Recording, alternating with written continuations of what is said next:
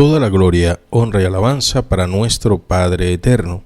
Estamos agradecidos de Dios porque nos permite nuestro Padre un día más para nosotros estar en pies, teniendo la oportunidad de estar a cuentas con Él, que es lo más importante, y también de estar a cuentas con nuestro prójimo.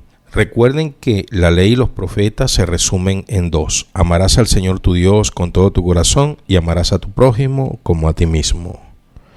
Le damos gracias a nuestro Padre Celestial por permitirnos este tiempo de gracia para seguir aprendiendo de las Sagradas Escrituras. Importante que nosotros nos capacitemos en la doctrina apostólica y sigamos creciendo en el conocimiento liberador, porque al fin y al cabo eso es lo que va a permitir la bendición de Dios mientras estamos en esta tierra y garantizar una eternidad al lado de nuestro Padre Celestial y de nuestro Señor y Salvador Jesucristo. Altamente agradecidos, quiero darle la bienvenida a todos los hombres y mujeres de bien que en este momento nos sintonizan, a los amigos, amigas, hermanos y hermanas en la fe, que Dios les bendiga, a todos aquellos que nos oyen por medio de las ondas hercianas de Chofar 105.1 FM y a través de las diferentes frecuencias hercianas, también todos aquellos que nos pueden sintonizar por www.chofarsonando.com y los que nos van a oír en breve después del primer corte en TikTok. La gloria es para nuestro Padre Celestial. Hoy continuamos con este tema que hemos titulado Familia Cristiana, hablando nosotros de ese pueblo que realmente hace la voluntad del Padre, entendiendo que Él es el cabeza de casa. Y como cabeza de casa, santo y perfecto, Él merece que su familia se apegue a su voluntad. La gloria es para el Señor. Estás en tu programa, está establecido a través de Chofar. Mi nombre es José Rodríguez y estamos a la orden a través del 0424-824-1932, 0426-583-8689 y 0412-839-1545. Entonces, hoy vamos a la continuación de este tema, hablando de la familia cristiana.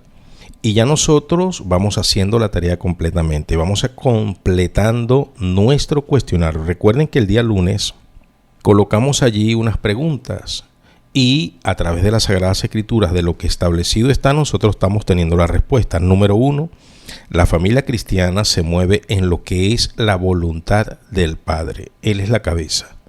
No hay otra voluntad, es la voluntad del Padre la que nosotros tenemos que hacer. Y por supuesto que esa voluntad la conocemos. Recordemos que Jesucristo lo ha dicho claramente. No es todo el que le dice Señor, Señor, el que entrará el reino de los cielos, sino el que hace la voluntad de mi Padre que está en los cielos. Debemos hacer la voluntad del Señor y es por eso lo imperativo e importante de nosotros seguir aprendiendo de las Sagradas Escrituras, porque allí está la voluntad de Dios. Esa es la voluntad de Dios. Por supuesto, ella nos santifica, porque la voluntad de Dios es nuestra santificación, que nos apartemos de todo aquello que nos separa de Dios. Y lo único, hermanos, que nos separa de Dios es el pecado enfermizo.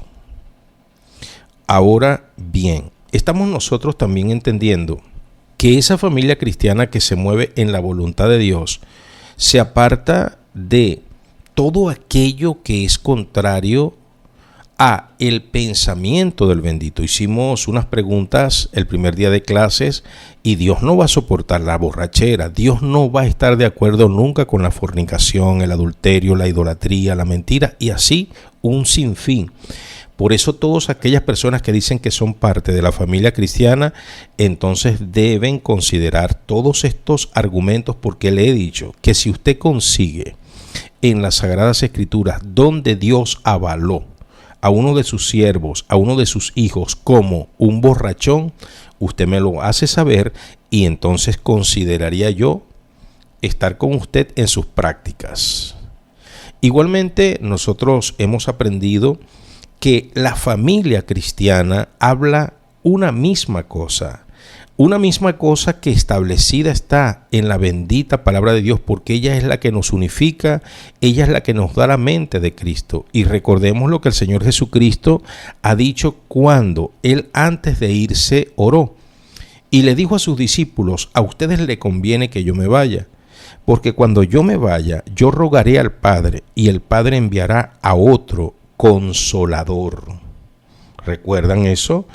Juan, Evangelio de Juan, capítulo 14, verso 26. Ese otro consolador es el que nos lleva a verdad, es el que nos recuerda lo que Jesucristo nos ha enseñado. Lo que nosotros debemos hablar es realmente la palabra de Dios. La familia cristiana tiene un norte. La familia cristiana habla lo que es de Dios. Hablamos una misma cosa conforme a la doctrina de Dios. Y hemos nosotros reforzado el conocimiento de lo que es doctrina. Hemos nosotros enterado a una gran cantidad de hermanos que se están añadiendo a estos estudios, porque la doctrina cristiana durante todos los tiempos y dispensaciones Dios la ha dado de manera contundente a conocer. Dios le habló a Adán y a Eva claramente. Dios le habló a los patriarcas como Enoc, como Noé, como Abraham. Dios le habló a Moisés. Dios le habló a su pueblo a través de los profetas allá en el antiguo pacto. Y con la venida de Jesucristo se reafirmó todo lo que es la voluntad del Señor, ya que Él dijo: vengo pues a hacer tu voluntad. Y Él nos vino a enseñar a hacer la voluntad de Dios. Es Jesucristo el que ha confirmado todo y lo han ratificado los apóstoles. De manera que una doctrina cristiana es la que tiene autenticidad en el antiguo pacto, la que está ratificada e informada adecuadamente por Jesucristo y por supuesto confirmada por los apóstoles. No puede haber una doctrina simplemente nada más en el antiguo pacto, porque estaríamos nosotros aún bajo el imperio de la ley, bajo el imperio de la gratma, de la letra en piedra. Nosotros estamos en gracia y es por supuesto que no vamos a abrogar la ley, pero ahora en Jesucristo se amplifica todo esto, de manera que la doctrina, cuando es realmente cristiana, tiene basamento, repito, en el antiguo pacto, en el nuevo pacto, en Jesucristo, hermanos. Eso tiene que quedar bien claro entre nosotros. De manera entonces que nosotros podemos ver que esa familia cristiana entonces hace la voluntad de Dios, que esa familia cristiana habla exactamente una misma cosa y que el día de ayer lo ratificábamos. Esa familia tiene un nombre. ¿Cómo se llama la familia de Dios? ¿Cómo se llama? Familia cristiana. Miren, les he dicho, y esto no se trata de simplemente que yo me acosté con un capricho y me desperté para decírselo, sino que tiene basamento histórico y basamento bíblico. Lo que yo les estoy enseñando, basamento histórico y basamento bíblico, de manera que me muevo en lo que es la verdad. Yo les decía el día de ayer que no hay indicios, no hay ningún tipo de pruebas, no hay ningún tipo de enseñanzas en la iglesia primitiva que los hermanos se llamaran de otro nombre. No, no hay. Los hermanos se llamaban cristianos. ¿Por qué? Porque nuestro líder es Cristo. Nuestro líder es Cristo, por supuesto, hermanos. Y como nuestro líder es Cristo, nosotros tenemos que hacer la voluntad de Cristo, muchachos, muchachas. Nosotros tenemos que hacer exactamente lo que es la voluntad de Cristo. Nos llamamos cristianos porque somos de Cristo. Ayer tocábamos esos maravillosos textos en el capítulo 1, versos 9 y el 10 de Primera de Corintios, cuando decíamos: fiel es Dios, por el cual fuisteis llamados a la comunión con su Hijo Jesucristo nuestro Señor.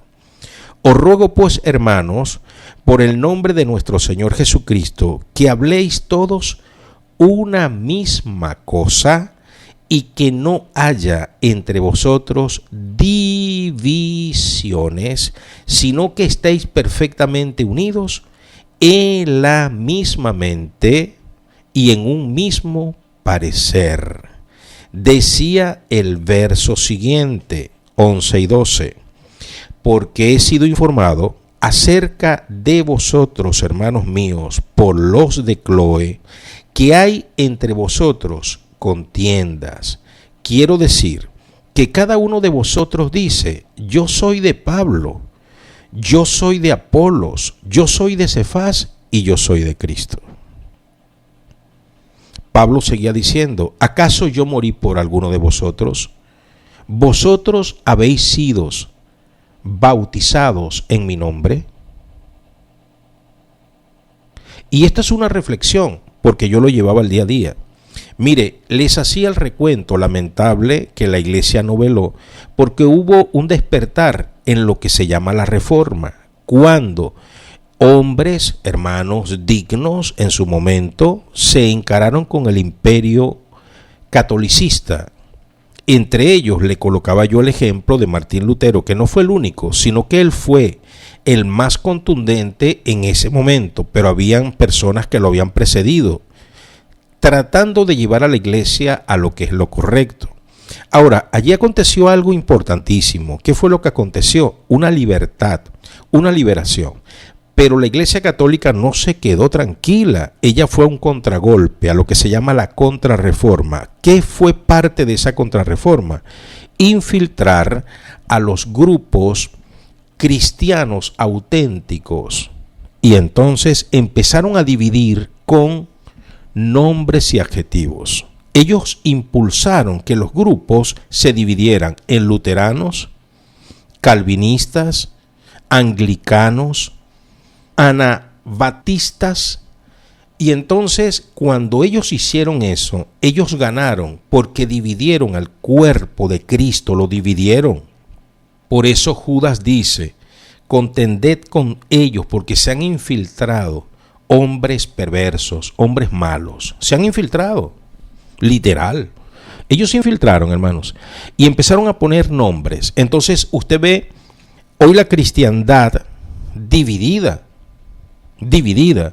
Unos dicen ser luteranos, y yo le decía el día de ayer, no se ofenda, yo les decía y hoy se lo vuelvo a ratificar, no se ofenda, yo no soy luterano, yo soy cristiano, yo no sigo a Lutero, yo sigo a Cristo.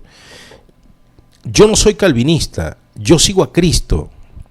Yo no soy paulista, yo no sigo a Pablo. Pablo lo dice, y Pablo tenía méritos.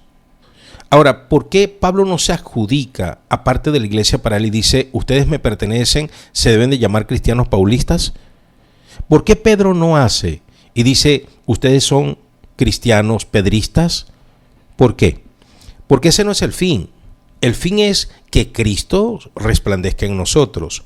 Y sé que de repente usted tiene sus argumentos, pero yo le decía en medio de sus argumentos, sin que usted se enoje, no se enoje conmigo, simplemente hágame reflexionar bíblicamente. Yo le decía a usted que me mostrara bíblicamente, demuéstreme que los hermanos se llamaron evangélicos. Demuéstreme que los hermanos se llamaron protestantes. Demuéstreme que los hermanos se llamaron calvinistas, los de la primera congregación. Hablo del primer siglo y empezando el segundo siglo. Demuéstreme por la Biblia. Es más, no va a conseguir una referencia histórica que en el primer siglo los cristianos se llamaron evangélicos.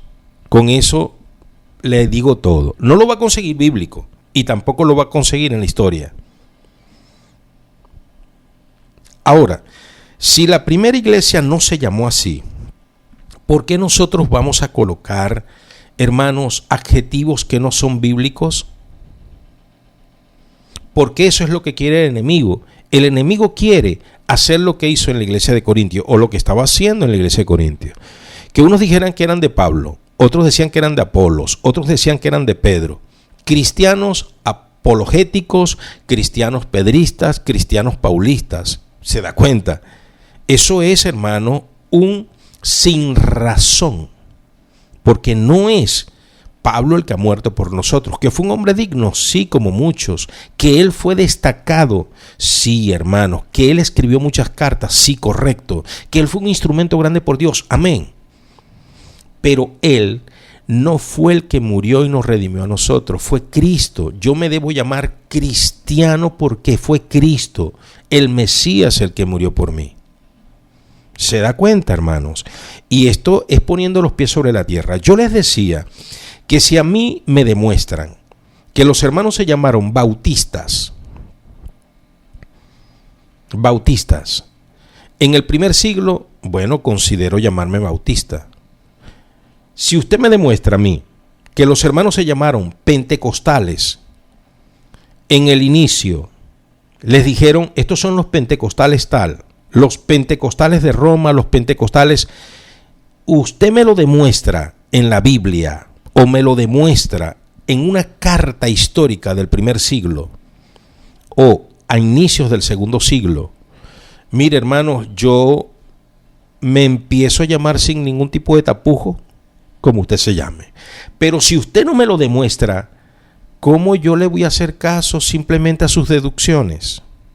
Porque ya no se trata de deducir, ya no se trata de concluir, ya no se trata de hipótesis. Tenemos que movernos en la realidad, en lo fáctico, en lo que de hecho es el hecho bíblico. Y allí no se llamaron baptistas, allí no se llamaron pentecostales, allí no se llamaron adventistas, ahí no se llamaron catolicistas, mucho menos que menos. ¿Se da cuenta? Entonces, si se llamaron cristianos, ¿a quién yo ofendo?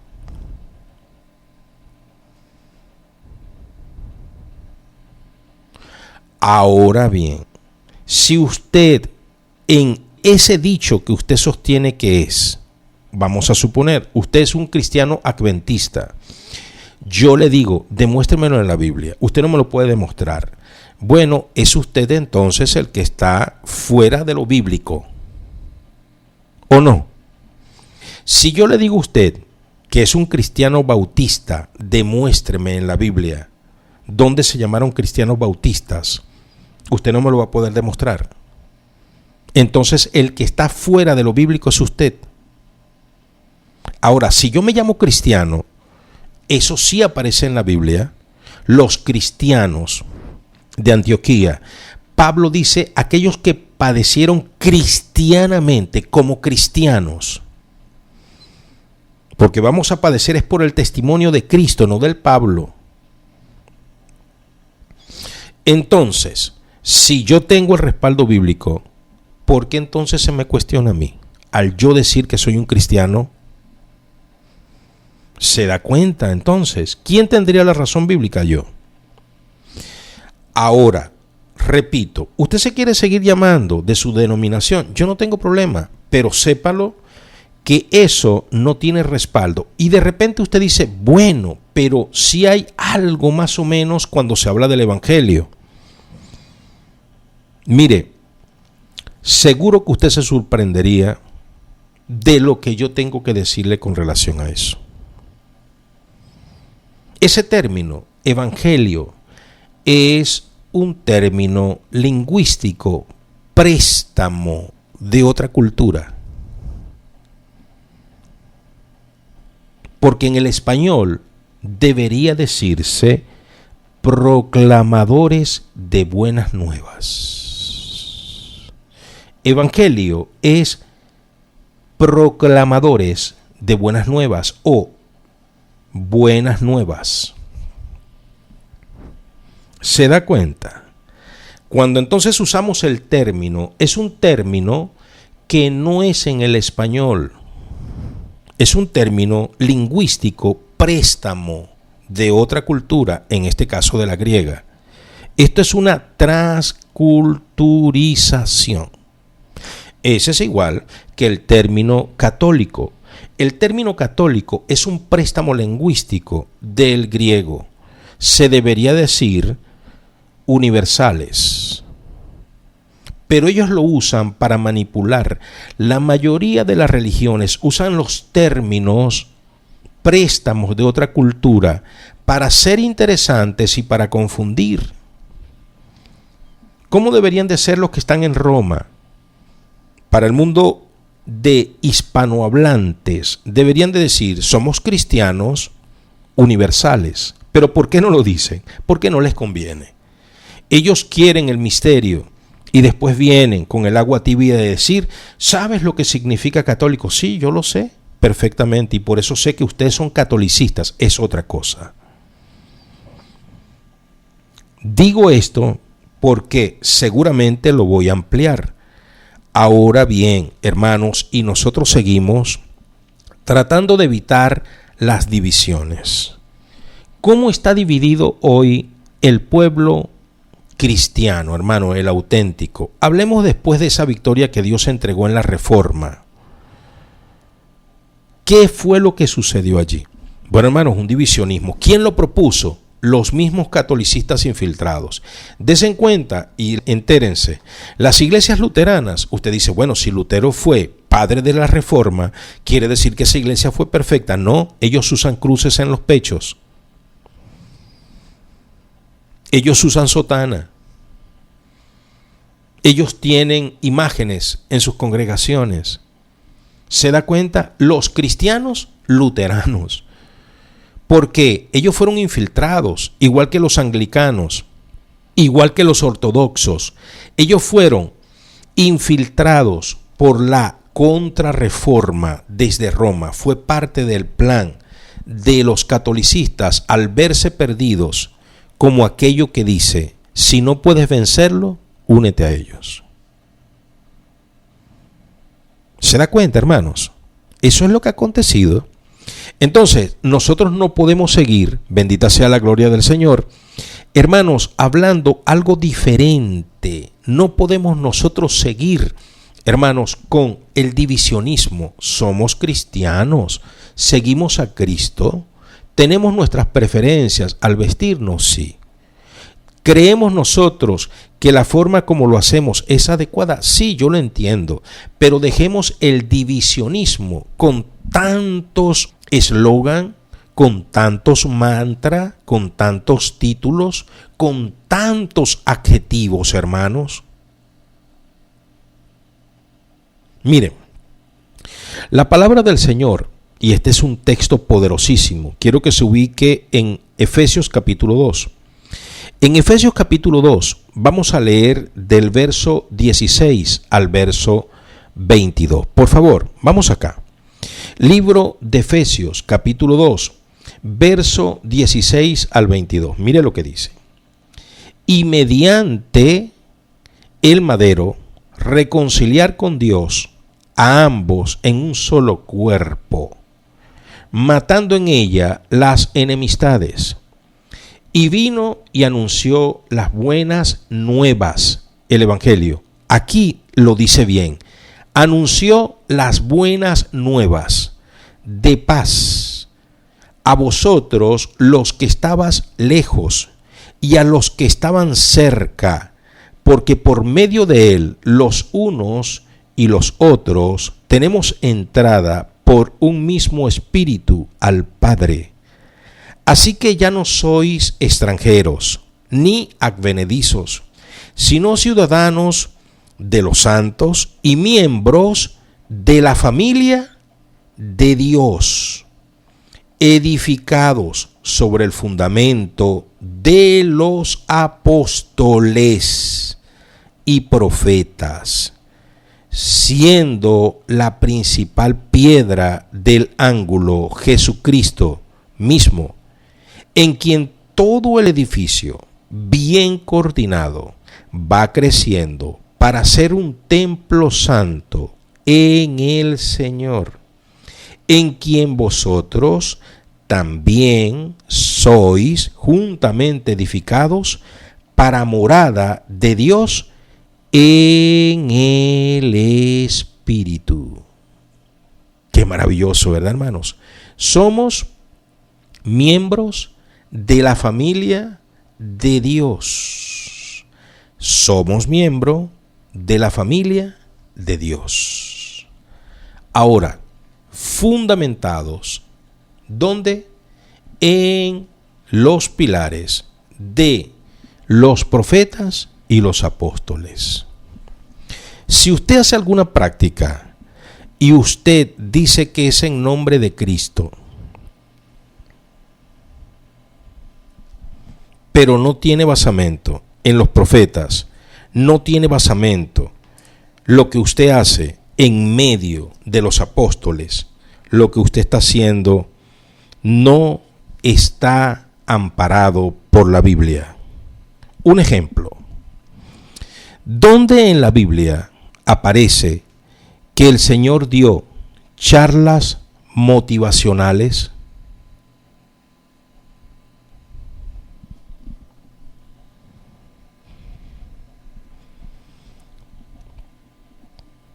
¿Dónde aparece en las Sagradas Escrituras que él tenía ensayos musicales?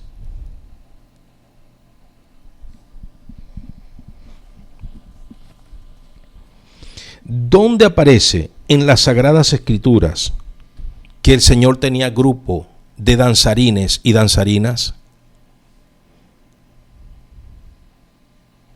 ¿Dónde aparece en las Sagradas Escrituras que el Señor tenía asociaciones de damas y asociaciones de caballeros? ¿Dónde aparece que el Señor conmemoraba el Día de los Padres un domingo, el Día de las Madres otro domingo, el Día de los Niños otro domingo? ¿Dónde aparece eso, hermanos? Y si no aparece, ¿por qué usted lo hace? Ahora, ¿por qué la iglesia del Señor Jesucristo era tan formidable? ¿Por qué las iglesias del primer siglo hacían tantos milagros? ¿Por qué se convertían tantas personas? ¿Por qué los jóvenes, sin necesidad de estar con esas charlas motivacionales, con esos ensayos musicales, por qué esos jóvenes estaban llenos del Espíritu Santo como Timoteo, como Tito, como Marcos? ¿Qué motivaba a esos muchachos? Ahora, ahí está el punto. La familia cristiana, hermanos amados, tiene una práctica que está reflejada en las Sagradas Escrituras. Todo lo que la familia cristiana debe hacer está en la Biblia. No se deje engañar. Lo que es extrabíblico es invento de hombre, es hechura humana, y eso no tiene, hermanos, un asidero cierto. Entonces, nosotros estamos aprendiendo en este tema, número uno, que la familia cristiana hace la voluntad del Padre. Sencillo, diáfano. La familia cristiana habla una misma cosa, lo que la Biblia enseña. La familia cristiana se mueve por las enseñanzas de los profetas y de los apóstoles, que ha venido a dar directamente Jesucristo. Así de sencillito es esto. Esa familia se llama cristiana, porque es Cristo el que ha muerto por nosotros. No fue Lutero, no fue Pablo, no fue Pedro, es Cristo. La familia es cristiana. No dejemos que nos dividan, porque entonces empiezan impulsados por el catolicismo. Pero es que tienes que ser de un grupo. ¿Cuál grupo? Yo soy de Cristo. Y Cristo tiene una familia en todo el globo terráqueo. Que usted se identifica con una forma, bueno, hermanos, no hay problema, usted está en esa fórmula y bien, usted se consagra para el Señor, bien. Pero recuerde que los adjetivos, ese otro nombre, no habla de unidad, habla de divisiones. ¿Ustedes creen que en el cielo simplemente van a haber bautistas o cristianos? ¿Verdad que cristianos iba a haber? ¿Ustedes creen que en el cielo van a haber pentecostales solamente? ¿O cristianos? ¿Qué usted dice? ¿Quiénes van a estar en la eternidad? ¿Solo los evangélicos? ¿Usted cree eso? ¿Solo los pentecostales, liberales, bautistas, metodistas? ¿Usted cree que es así? No, hermanos. No nos engañemos. Los que hagamos la voluntad del Padre en Cristo, los cristianos sí. Porque vean, hermanos, esto es sencillito. Esto tiene un nombre y es el nombre del unigénito de Dios, el Cordero que quita el pecado del mundo. En el capítulo 5 de Apocalipsis vemos que Juan lloraba porque no había uno digno de desatar los sellos. El anciano le dijo: no llores, porque hay uno. Juan volteó a ver y venía uno. Juan dice que era como un cordero inmolado. Y el anciano le dijo: he allí el Cordero de Dios, que quita el pecado del mundo, ese es digno. Y cuando el Cordero apareció, las multitudes, como un estruendo de muchas aguas, millones de millones decían: gloria sea al Cordero, porque Él es digno, ya que con su sangre nos ha redimido de todos los linajes de la tierra. ¿Quién nos ha redimido? El Cordero. ¿Quién es el Cordero? Cristo, el Mesías. No es más nadie, nosotros somos cristianos. Repito, esto no es para imponerlo, esto es para meditarlo. Yo estoy muy claro, usted medítelo. Que usted se identifica con un grupo, bueno, bien, pero ese otro adjetivo, ese otro prefijo o sufijo que usted le coloque al cristiano está de más. ¿Por qué? Porque los primeros cristianos, según la Biblia y según la historia, no tenían adjetivos calificativos, ni prefijos ni sufijos. ¿Por qué la iglesia del primer siglo era tan poderosa? Vamos a Hechos capítulo 2. En Hechos capítulo 2 les voy a dar la receta de por qué esa iglesia era poderosa, hermanos amados. Vamos a leer. Mire lo que dice el verso 43 del capítulo 2 de Hechos. Y sobrevino temor a todas las personas. Este temor es amor respetuoso. Y sobrevino temor respetuoso a todas las personas. Y muchas maravillas y señales eran hechas por los... Todos los que habían creído estaban juntos y tenían en común todas las cosas, y vendían sus propiedades y bienes y los repartían entre todos según las necesidades de cada uno, perseverando unánimes cada día en el templo y partiendo el pan en las casas, comían juntos con alegría, sencillez de corazón, alabando a Dios y teniendo favor con el pueblo. Y el Señor añadía cada día a los que habían de ser salvos. Pero mire lo que dice el verso 42. Y este es el secreto de la familia cristiana. Perseveraban en la doctrina de los apóstoles. Si usted tiene alguna enseñanza que no tiene respaldo en la doctrina apostólica, en la de los apóstoles. ¿Quiénes son los apóstoles? Pedro, Juan, Pablo. ¿Quiénes son los apóstoles? Si usted no está allí, algo que usted haga, que usted practique en nombre de Dios y no tiene respaldo allí, usted está en mandamientos de hombre.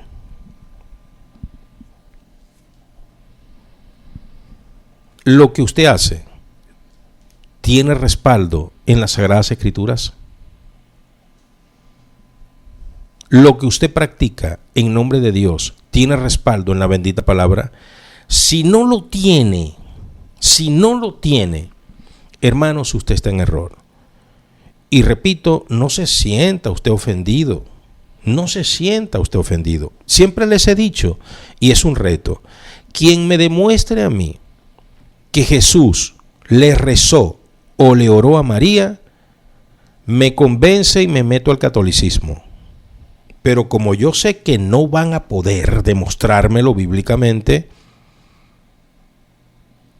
entonces yo estoy seguro, quien me demuestre a mí que Pablo, Pedro, Juan le rezaron o le oraron a María o a alguno de los supuestos santos, yo me convierto al catolicismo.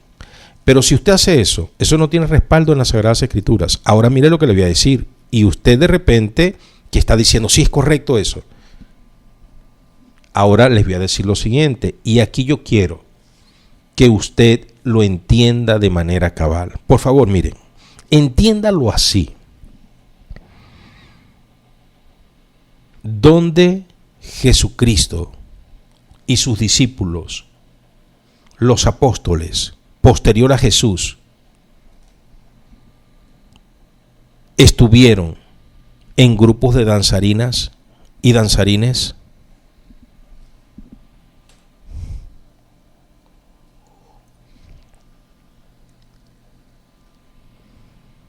¿Dónde?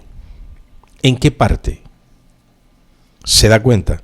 Entonces usted de repente dice, oye, pero es que el pastor se mete por todas partes. Hermanos, no, que yo quiero que nosotros mejoremos nuestro caminar en Cristo. Si no aparece en la Biblia, ¿cómo yo voy a hacer algo que no aparece en la Biblia?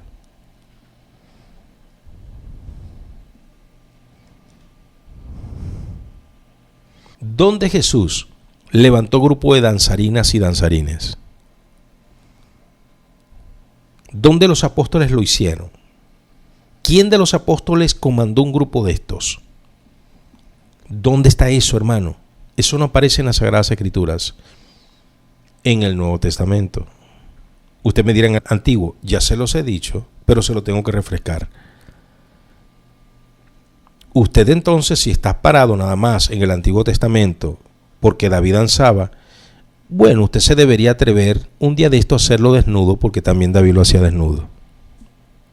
Usted me dirá, pastor, pero vamos a ver, pues, vamos a colocar otra cosita. Si usted está parado en el Antiguo Testamento nada más, ¿por qué no se circuncida?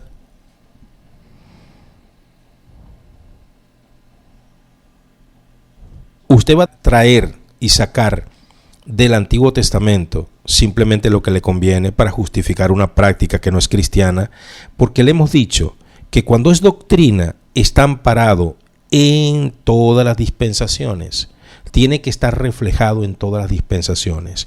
¿Por qué la iglesia real del Señor ayuna? Porque en el Antiguo se ayunaba y en el Nuevo se ayuna. Eso es el respaldo bíblico. ¿Por qué la iglesia ora? Porque en el Antiguo se oraba, en el Nuevo se ora. ¿Por qué la iglesia escudriña las Sagradas Escrituras? Porque en el Antiguo lo hacía y en el Nuevo se hace. Pero en el Nuevo no habían danzarines ni danzarinas, menos grupos de danzarines y danzarinas. Usted me dice, bueno, pero esa es la cultura del pueblo de Israel, el pueblo escogido. La cultura del pueblo de Israel también es la circuncisión. Usted debería cortarle el prepucio a todos los caballeros que nacen en su casa. O usted va a tomar de la cultura de Israel nada más lo que le interesa.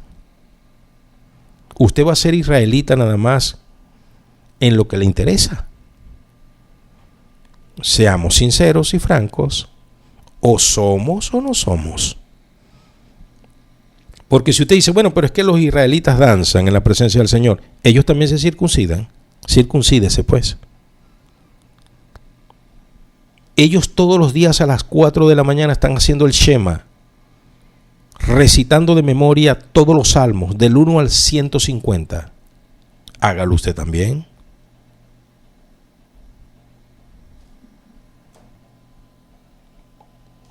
Usted dirá, pastor, hermanos, porque no somos niños. No sea niño usted. La iglesia de Cristo permanecía firme, unánime en la doctrina apostólica, partimiento del pan y en las oraciones. Eso sí es cristiano. Lo demás es cuento. Los que han de añadirse vienen por allí, usted lo está viendo en el capítulo 2 de Hechos. No hay que ayudar a Dios. Que si vamos nosotros a incentivar una cultura fuerte de jóvenes, la cultura fuerte de jóvenes se levanta con conocimiento bíblico y oración. Plan. Sencillito. Ahora bien, vamos concluyendo y le damos la gloria al Señor. Estamos agradecidos con Dios. Si el Señor nos permite, el día de mañana tendremos nosotros un colofón hermoso. Yo les amo en el Señor. Mi cariño, mi respeto, besos y abrazos. Paz y shalom.